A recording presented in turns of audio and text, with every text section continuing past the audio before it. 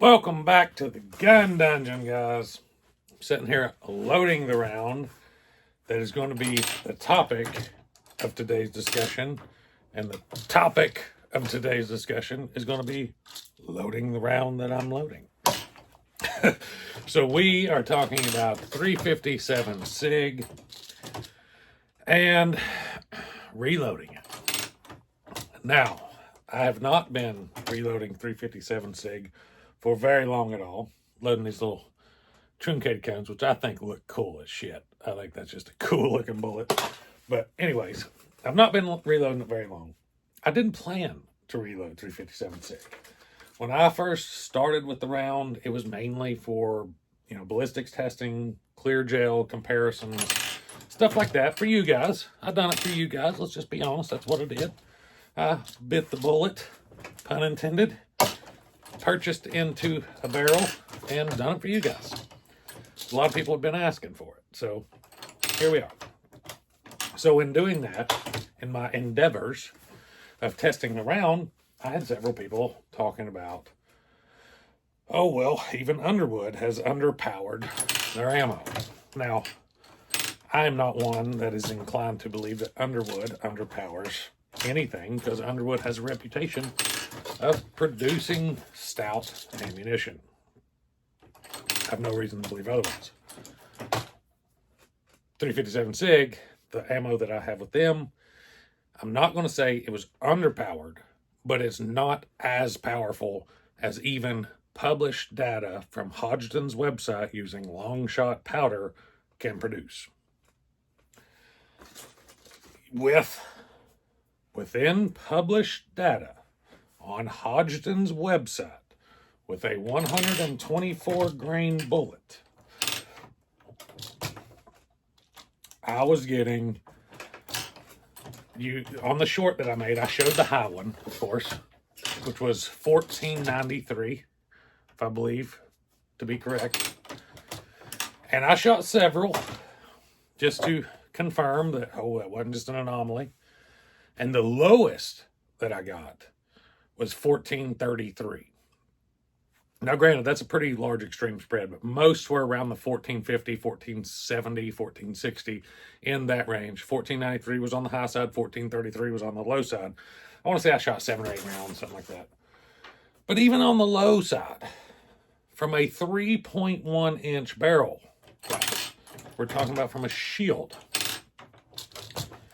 even on the low side, that is phenomenal. Because I can tell you, I cannot get that with a 357 Magnum and that barrel length. I can't do it. With a 125 grain bullet, using H110 max published data. H110 is one of the most powerful powders for 357 Magnum. I can't get those velocities. I've done it. I have shorts. I show you max charges of H110 and using different barrel lengths, 3 inch, 4 inch, 4 5/8, I think. I can't do it. That, to me, that's crazy that this little round is doing that. So I am now a 357 SIG reloader, because to me, this round just qualified to be in the same league as 10 millimeter as a reloader only cartridge to get the performance. Now, we're going to talk about the ins and outs of reloading this cartridge, because it does come with its own set of issues. One, now this is probably a die issue. Let me just take the whole turret out here. Look at the top of this. Look how beat up that is. I have fought and fought and fought that lead eye with the depriming stem there, because it kept pushing the stem up, and I couldn't figure out why. But then I got to noticing the pattern that between the spear and different brand cases here. So all these cases that I bought are all nickel coated. Most of them are spear, but occasionally you'll run across a different one I'm not finding one here, just searching, but occasionally, and it seems like the base thickness is a bit different. So one would push the stem up just high enough to not push the primer out of the other one. So I fought that issue for a little while, and that is so beat up because eventually what I ended up doing, I tried to tighten it in my vise. I tried to tighten it with a socket set. I tried to tighten it with a pipe wrench, just anything to get some real leverage on that sucker to make that stem stop popping up. I hate lead eyes for that. I hate the way that works. But eventually what I ended up coming up with was I raised the modified, the depriming stem to where the part that goes through the flash hole was longer. So where it thickened up, I just reduced it on up and made it thinner farther up so that I didn't run into that issue anymore. So that was the first issue I had with reloading this cartridge. The second one was, and this is one that everybody talks about, is neck tension with this round. Now, if you are a brand new reloader, I do not recommend starting out with 357 SIG or any bottlenecked handgun cartridge. Now, I'm going to say that because I have a feel, because I've loaded so much, I can tell pressure and a difference in pressure when I push the handle. Now, there's a lot of leverage here, guys. It may not look it, but between the mechanics of the fulcrum at the bottom of this press, the extension of this handle, and the ram itself, there is a lot more pressure here than I put here.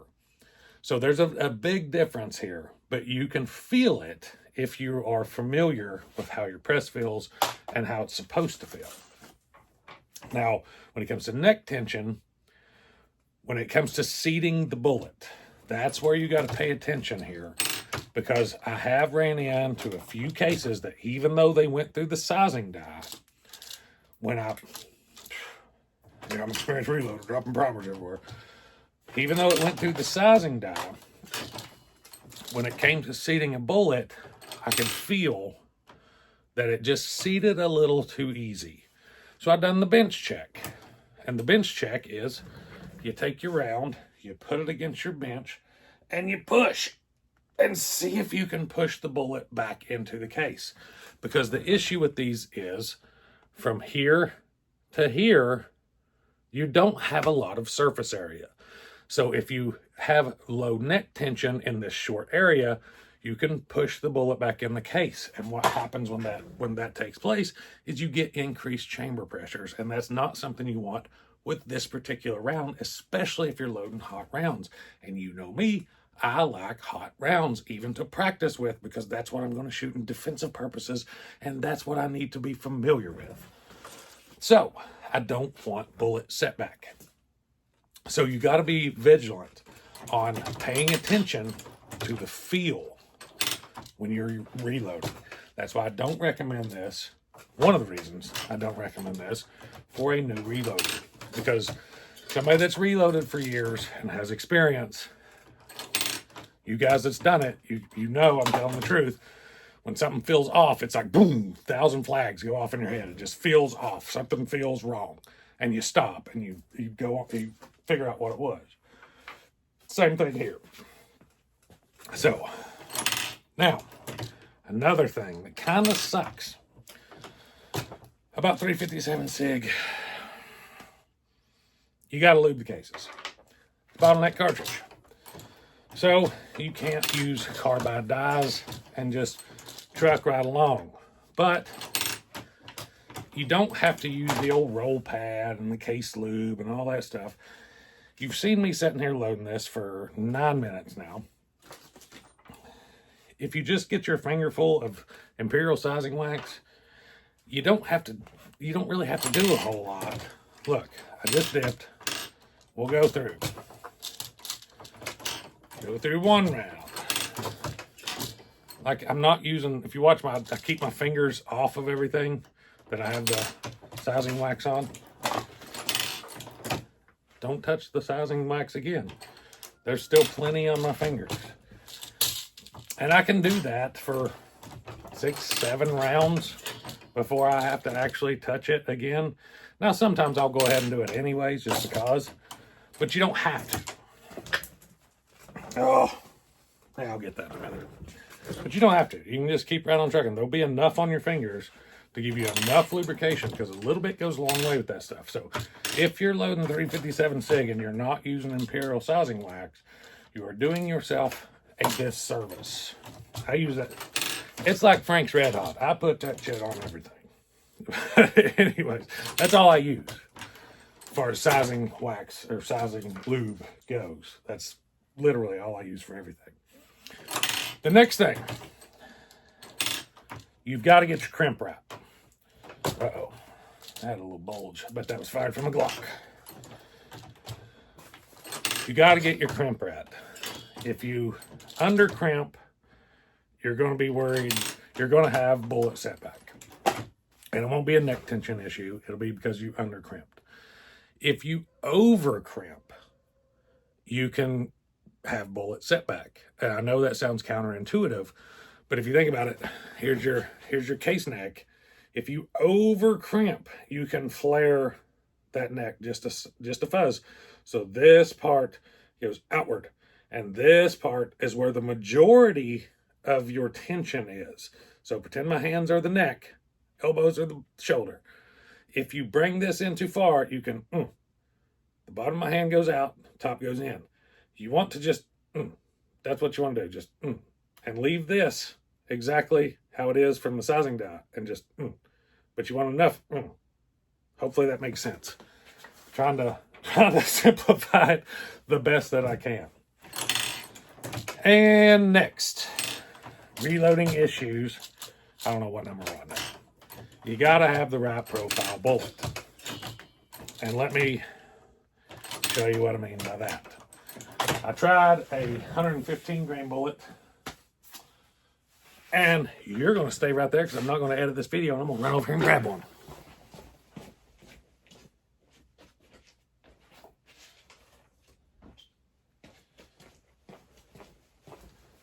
Okay, this is a 115 grain 9mm bullet 3.55 round nose. So the ogive, however you want to say it, I don't give a crap, of the bullet is totally different than what you need. Now this is 125 grain, so it's a bit longer, but you can see the shank is straight further up.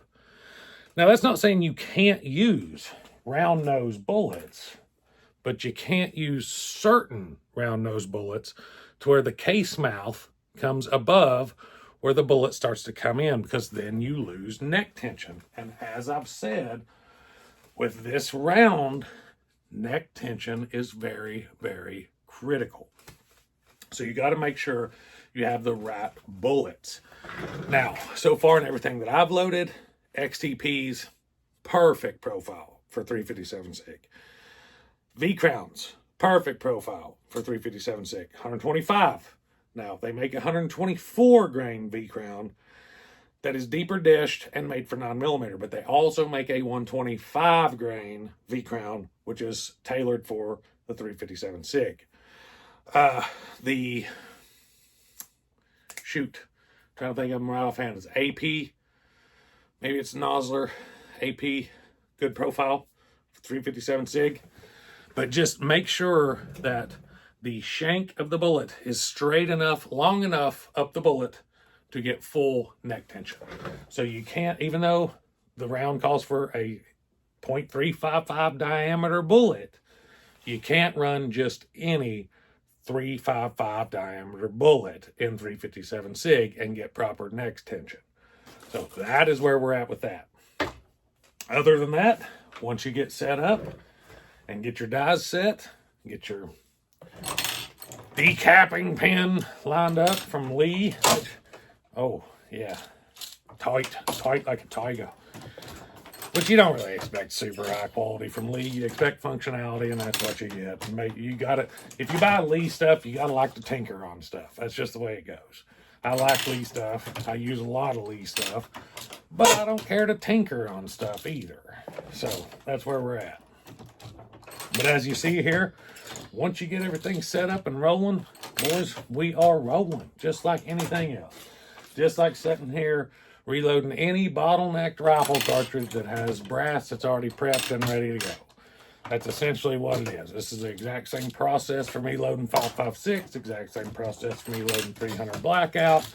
The brass is prepped and ready to go, and I'm just sitting here cranking out cases or cranking out rounds, but occasionally I'll touch the Imperial sizing wax. You just got to get set up, get your dies set, get the correct components, and you're rocking and rolling. And if you're loading 357 SIG and you're not rocking long shot, you suck. You don't suck, but you are selling yourself short. Long shot and 357 SIG, made for each other. Hope you enjoyed the video, guys. If you did, don't forget to hit like and subscribe. And until next time, stay tuned.